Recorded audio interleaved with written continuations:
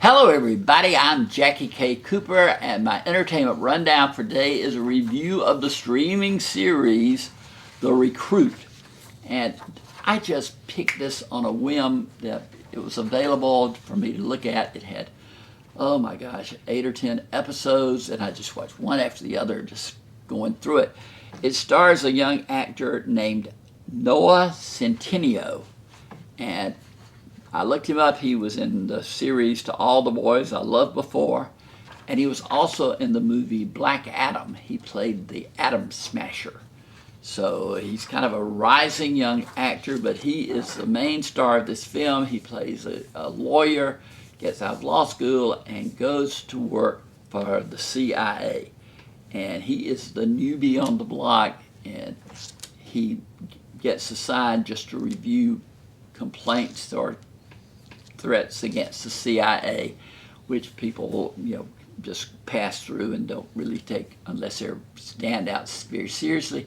But he finds one from a woman, and she says, "I am in prison. I was arrested for espionage, whatever, but I know a lot of secrets about the CIA, and if you don't get me out of prison, I'm going to tell them." And she is played by Laura Haddock.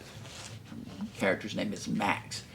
And he's the one who discovers this letter and then begins to work with her to see what she knows, etc., and what her threats are.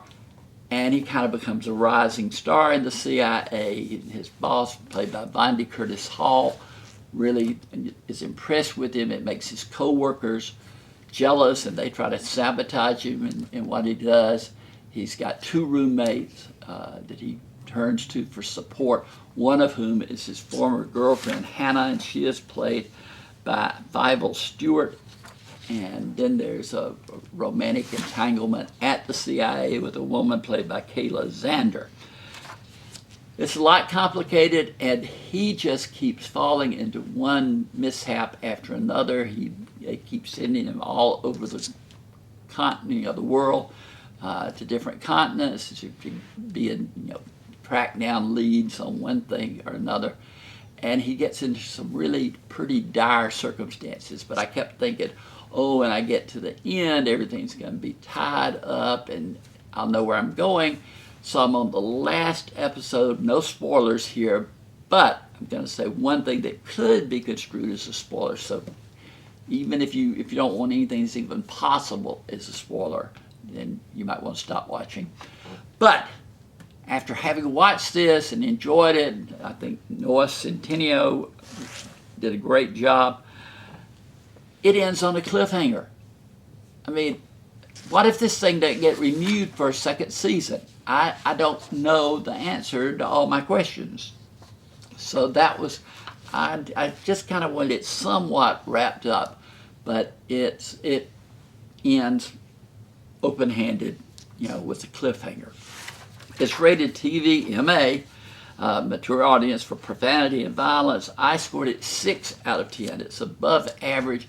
The characters are good. The action is good. This is, this new guy being thrown out with, into the fray, trying to, do a good job in the intelligence operations and tracking down spies, etc., etc., etc., and putting his life in jeopardy. And it's a fun thing to watch. So you might want to watch The Recruit. Like I said, it's Jackie K. Cooper's entertainment rundown with a review of The Recruit, and I scored it 6 out of 10. So take a watch.